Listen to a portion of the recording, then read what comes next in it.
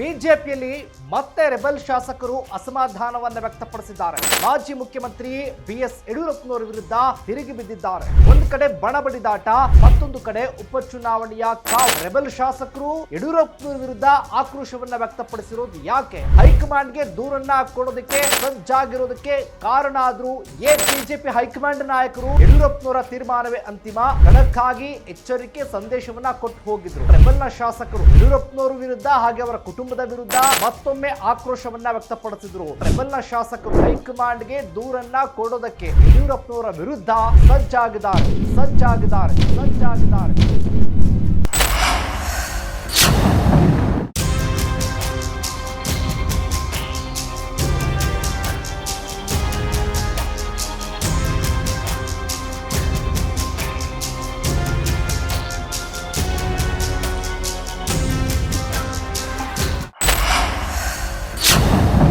Ladies and gentleman, ಬಿಜೆಪಿಯಲ್ಲಿ ಮತ್ತೆ rebel ಶಾಸಕರು ಅಸಮಾಧಾನವನ್ನು ವ್ಯಕ್ತಪಡಿಸಿದ್ದಾರೆ.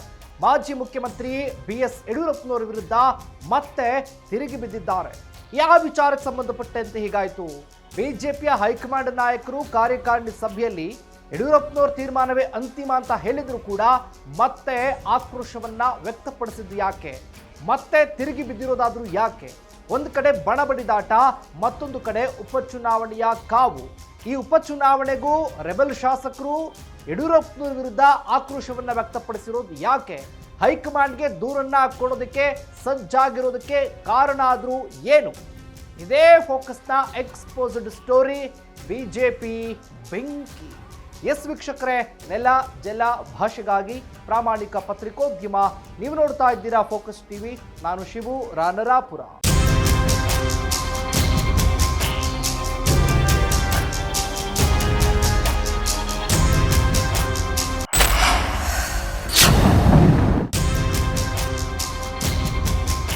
ವೀಕ್ಷಕರೇ, ಬಿಜೆಪಿ ಹೈಕಮಾಂಡ್ ನಾಯಕರು ರಾಜ್ಯಕ್ಕಾಗಮಿಸಿ ಕಾರ್ಯಕಾರಿಣಿ ಸಭೆಯಲ್ಲಿ ಯಡಿಯೂರಪ್ಪನವರ ತೀರ್ಮಾನವೇ ಅಂತಿಮ, ಅವರ ಮಾರ್ಗದರ್ಶನದಲ್ಲಿ ನಾವೆಲ್ಲ ಕೂಡ ಹೋಗೋಣ, ಅವರ ಸಲಹೆ ಸೂಚನೆಗಳನ್ನ ನಾವು ಕೂಡ ಸರಿಯಾದ ರೀತಿಯಲ್ಲಿ ಪಾಲನೆ ಮಾಡೋಣ ಅನ್ನೋದನ್ನ ಖಡಕ್ಕಾಗಿ ಎಚ್ಚರಿಕೆ ಸಂದೇಶವನ್ನ ಕೊಟ್ಟು ಹೋಗಿದ್ರು.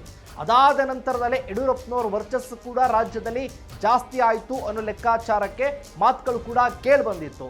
ಆ ನಂತರದಲ್ಲಿ ಯಡಿಯೂರಪ್ಪನವರ ವಿರುದ್ಧ ಹಾಗೆ ಅವರ ಕುಟುಂಬದ ವಿರುದ್ಧ ಸಮರ ಸಾರ್ತಾ ಇದ್ದಂಥ ರೆಬೆಲ್ನ ಶಾಸಕರು, ಅಂದರೆ ಅಸಮಾಧಾನಿತ ತಂಡ ಇದ್ರಲ್ಲ, ಅದು ಮತ್ತೊಮ್ಮೆ ಆಕ್ರೋಶವನ್ನ ವ್ಯಕ್ತಪಡಿಸಿದ್ರು. ಹಾಗಾಗಿ ಯಾಕಂದ್ರೆ ಅಂದುಕೊಂಡಿದ್ದು ಆಗಿಲ್ಲ ಅಂತ ಈಗ ಮತ್ತೆ ಹೈಕಮಾಂಡ್ಗೆ ದೂರನ್ನ ಕೊಡೋದಕ್ಕೆ, ಅದು ಕೂಡ ಯಡಿಯೂರಪ್ಪನವರ ವಿರುದ್ಧ ದೂರನ್ನ ಕೊಡೋದಕ್ಕೆ ಸಜ್ಜಾಗಿದ್ದಾರೆ. ಕಾರಣ ಏನಪ್ಪಾ ಅಂತ ಅಂದ್ರೆ ಉಪಚುನಾವಣೆಯ ವಿಚಾರ. ಅಂದ್ರೆ ಏನು, ಶಾಮನೂರು ಶಿವಶಂಕರಪ್ಪನವರ ನಿಧನದ ಹಿನ್ನೆಲೆ ತೆರವಾಗಿರುವಂತಹ ಕ್ಷೇತ್ರ ದಾವಣಗೆರೆ ಕ್ಷೇತ್ರಕ್ಕೆ ಉಪಚುನಾವಣೆ ನಡೆಯುತ್ತೆ. ಅಲ್ಲಿ ಸ್ಥಳೀಯರಿಗೆ ಅವಕಾಶವನ್ನ ಕೊಡಬೇಕು. ಆ ಕ್ಷೇತ್ರದಲ್ಲಿ ಯಾರಿದ್ದಾರೆ ಬಿಜೆಪಿಯಲ್ಲಿ ಪ್ರಬಲವಾಗಿರುವಂಥವರು, ಅವ್ರಿಗೆ ಅವಕಾಶವನ್ನ ಕೊಡಬೇಕು ಅನ್ನೋದು ರೆಬೆಲ್ ಶಾಸಕರ ಆಗ್ರಹ ಆಗಿರುವಂಥದ್ದು. ಇವರು ಯಡಿಯೂರಪ್ಪನವರು ಮಾಡಿರುವಂಥ ಕೆಲಸ ಏನು? ಚನ್ನಗಿರಿಯ ಕ್ಷೇತ್ರದ ಮಾಜಿ ಸಚಿವರಾಗಿರುವಂತಹ ಮಾಡಾಳು ವಿರೂಪಾಕ್ಷಪ್ಪ ಅವರಿಗೆ ಈ ದಾವಣಗೆರೆ ಕ್ಷೇತ್ರದಲ್ಲಿ ಟಿಕೆಟ್ ಕೊಡ್ತೀವಿ ಅಂತ ನೇರವಾಗಿ ಅನೌನ್ಸ್ ಅನ್ನ ಮಾಡಿಬಿಟ್ಟಿರೋದು, ನೀವೇ ಅಭ್ಯರ್ಥಿ ಅಂತ ಹೇಳಿಬಿಟ್ಟಿರೋದು ಈಗ ಆಕ್ರೋಶಕ್ಕೆ ಕಾರಣ ಆಗಿರೋದು. ಯಾವುದೋ ಕ್ಷೇತ್ರದಿಂದ ಕರೆದುಕೊಂಡು ಬಂದು ಈ ಕ್ಷೇತ್ರದಲ್ಲಿ ಸ್ಪರ್ಧೆ ಮಾಡಿಸ್ತೀರಿ ಅಂತ ಅಂದ್ರೆ ಇಲ್ಲಿರುವಂಥ ಸ್ಥಳೀಯ ನಾಯಕರು ಎಲ್ಲಿಗೆ ಹೋಗ್ಬೇಕು? ಚನ್ನಗಿರಿ ಕ್ಷೇತ್ರದವ್ರಿಗೂ ದಾವಣಗೆರೆ ಕ್ಷೇತ್ರಕ್ಕೂ ಏನು ಸಂಬಂಧ? ಅಲ್ಲಿ ಆ ಕ್ಷೇತ್ರದಲ್ಲಿ ಅವರು ನಿಪುಣರು, ಆದರೆ ದಾವಣಗೆರೆಗಲ್ವಲ್ಲ. ದಾವಣಗೆರೆಗೆ ಸ್ಥಳೀಯರಿದ್ದಾರೆ, ತುಂಬಾ ಜನ ಕಾರ್ಯಕರ್ತರಿದ್ದಾರೆ, ಮುಖಂಡರಿದ್ದಾರೆ, ಆಕಾಂಕ್ಷಿಗಳು ಬೇಜಾನ್ ಜನ ಇದ್ದಾರೆ. ಈ ಹಿಂದೆ ಸಿದ್ದೇಶ್ವರ್ ಕೂಡ ಸ್ಪರ್ಧೆ ಮಾಡ್ತಾರೆ ಅನ್ನುವಂತಹ ಚರ್ಚೆ ಕೂಡ ಜೋರಾಗಿತ್ತು ಬಿಜೆಪಿಯಿಂದ.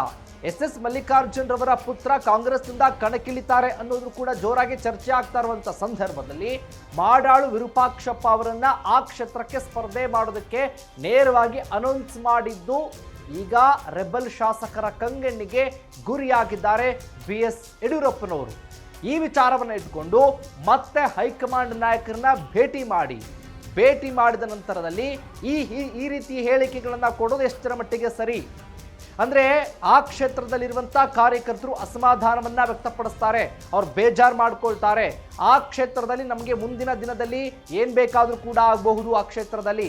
ಈ ಸಂದೇಶ ಮುಂದೆ ಬಿಜೆಪಿಯಲ್ಲಿ ಮುಂದಿನ 2028ರ ವಿಧಾನಸಭಾ ಚುನಾವಣೆಗೆ ಬೇರೆಯದ್ದೇ ಲೆಕ್ಕಾಚಾರನ ಉಂಟಾಗುತ್ತೆ, ಪಕ್ಷಕ್ಕೆ ಡ್ಯಾಮೇಜ್ ಆಗುತ್ತೆ, ಈ ಸಮಸ್ಯೆಗಳು ಕೂಡ ಉಂಟಾಗುತ್ತೆ. ಅಂದ್ರೆ ಆ ಕ್ಷೇತ್ರವನ್ನು ನಾವು ಮತ್ತೆ ಕಳ್ಕೊಳ್ಬೇಕಾಗತ್ತೆ. ಇದು ಏನಿದು ಈ ರೀತಿಯಾಗಿ ನೇರವಾಗಿ ಅನೌನ್ಸ್ ಮಾಡೋದು ಹೆಂಗೆ? ಹೈಕಮಾಂಡ್ ನಾಯಕರ ಹತ್ರ ಚರ್ಚೆ ಮಾಡಿಲ್ಲ, ಕೂಲಂಕುಷವಾಗಿ ಚರ್ಚೆ ಮಾಡಬೇಕಾಗಿತ್ತು, ಭೇಟಿ ಮಾಡಬೇಕಾಗಿತ್ತು, ಅವರ ಅನಿಸಿಕೆ ಅಭಿಪ್ರಾಯಗಳನ್ನು ಸಂಗ್ರಹ ಮಾಡಿಕೊಳ್ಬೇಕಾಗಿತ್ತು.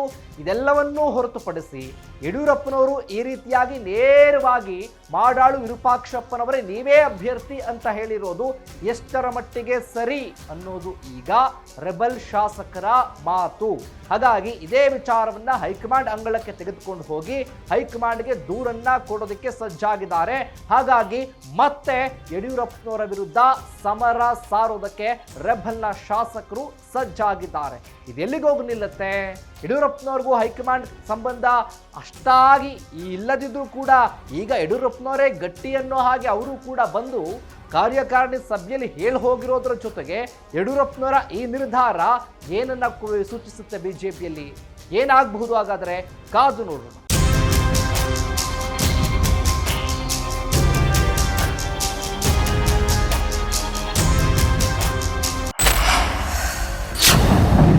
ಇದಾಗಿತ್ತು ಫೋಕಸ್ನ ಎಕ್ಸ್ಪೋಸ್ಡ್ ಸ್ಟೋರಿ.